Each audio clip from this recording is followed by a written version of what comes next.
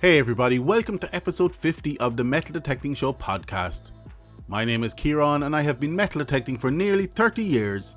This week I want to discuss VDI numbers with a specific focus on the Nokta Makro Simplex I.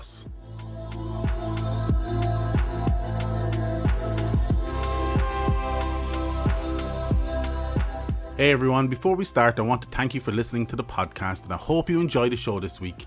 But before we begin, I want to give you the following information.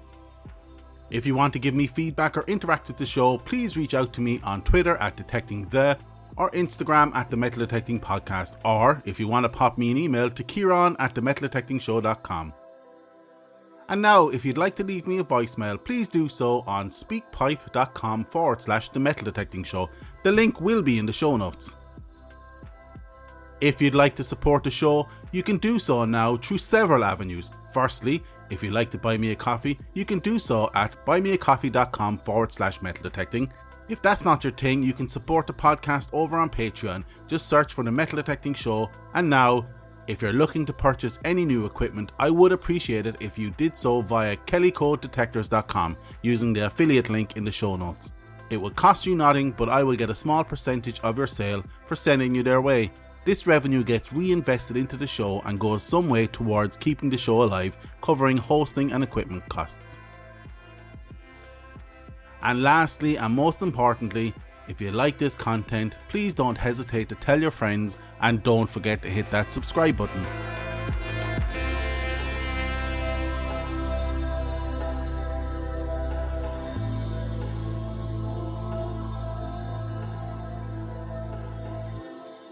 Hi all, I hope you're doing great this week. No major updates from my world of metal detecting. However, I do want to do a quick shout out to Mervyn, who supplied me in coffee for the next few weeks. I really appreciate your support, Mervyn, and thanks again. Anyways, I do see the weather changing and an air of optimism creeping in globally around lockdowns, with a lessening of restrictions, which will be welcome. This means that we can start looking for permissions or reconnecting or re-establishing our relationships with the site owners. It's always good to stay in their good books, so if you haven't dropped a gift in a while, now would be a good time to do so, providing restrictions allow, of course. My last few hunts have been with the CTX using the 6-inch coil, and I love it.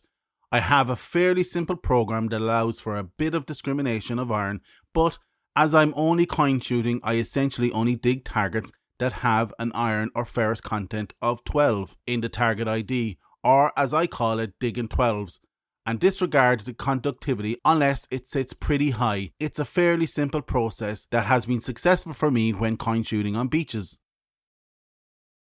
I could go into the ferrous conductivity curve of the CTX 3030, but I don't think many people have the CTX these days, so maybe the Equinox would be a good choice. However, I don't want to be another person telling you just dig everything with the Equinox. And on a side note, I do love my Equinox and I think it's one of the best detectors money can buy. However, what's the point of all this technology and discrimination if ultimately the advice from experts is just to dig everything? Now, I know if you're focusing on specific targets, all this technology and discrimination rocks. But most people are generalists and advice to dig everything is just a bit crazy in my book. So my next default was to look to the Simplex Plus. It's the most popular detector of the last few years, readily accessible, plus I just got around to reading the manual, and I want you to have something similar to digging 12s for the Simplex Plus. Now, I'm not going to talk about air testing here. I think everyone knows by now how I feel about that, but want to look at how target ID of the Simplex might work to allow you make better decisions on the dig, no dig choice. So how do the VDI or target ID numbers work on the Simplex Plus? Well, according to the manual, target ID is the number produced by the metal detector based on the conductivity of the metals and gives an idea to the user about what the target may be. Target ID is shown with 2 digits on the display and ranges between 00 and 99.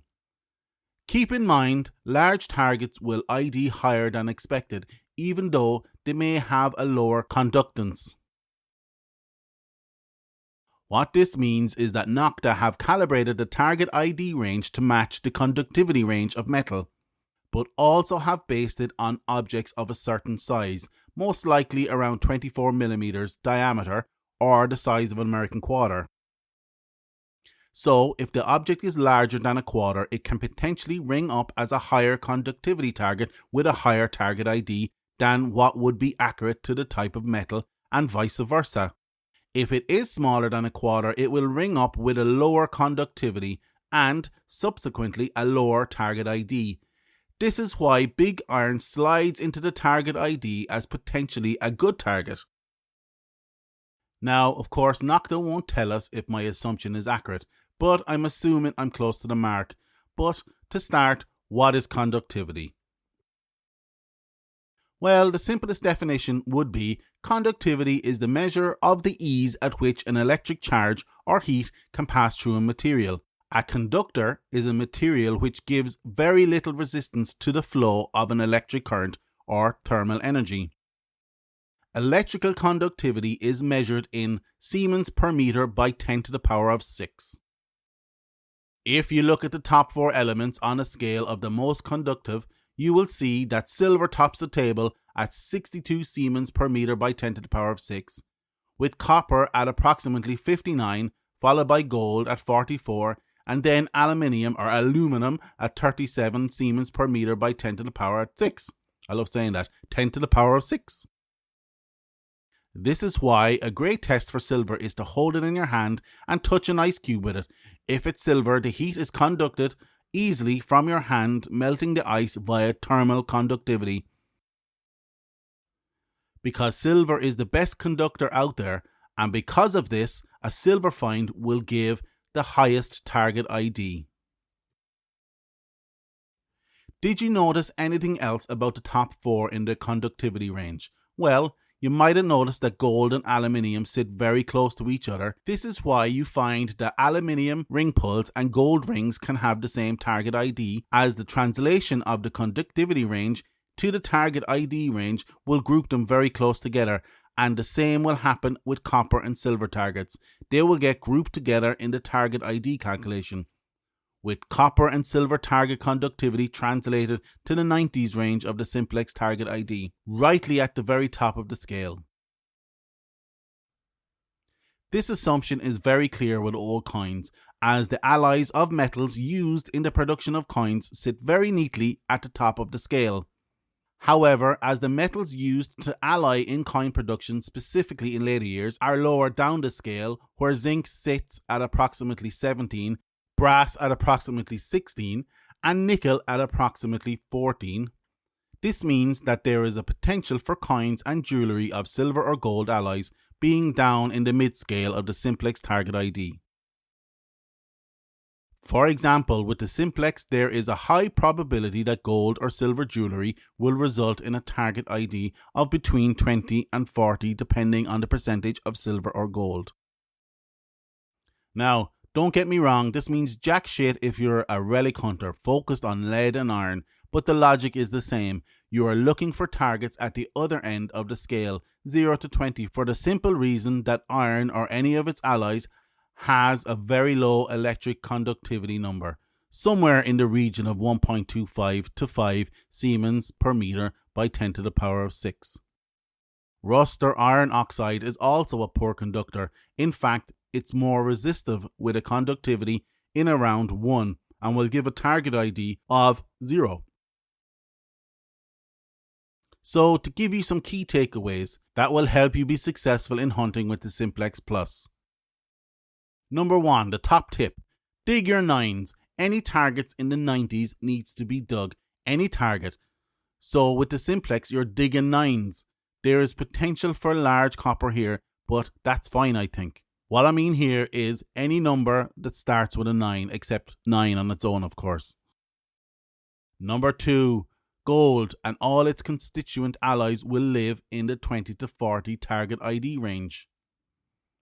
3, remember that the size of the object, be it greater or smaller than a quarter or 24 millimeters, has the potential to increase or decrease the perceived conductivity, resulting in a potential for a good find to sit outside of these ranges, especially if it's smaller or larger.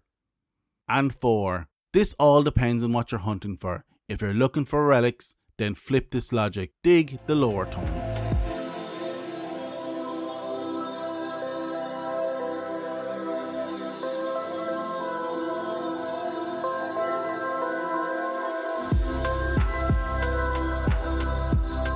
That's it for this week. I hope you liked this episode of the Metal Detecting Show podcast. Check out our website www.metaldetectingshow.com for this episode's show notes. Check out our Patreon page if you want to help the podcast stay alive or just want to buy me a coffee. Actually, if you want to buy me a coffee, you can do so now at buymeacoffee.com/metal-detecting. If you'd like to leave me a voicemail, please do so on speakpipe.com/the Metal Detecting Show. The link will be in the show notes. And if you feel like taking your appreciation to the next level, feel free to leave me a positive review on any podcast directory of your choice. If you like this content and would like more, please don't hesitate to tell your friends, and don't forget to hit that subscribe button. Once again, I hope you enjoyed this episode. We will chat to you all again next week. Get out there, eyes down, and happy hunting.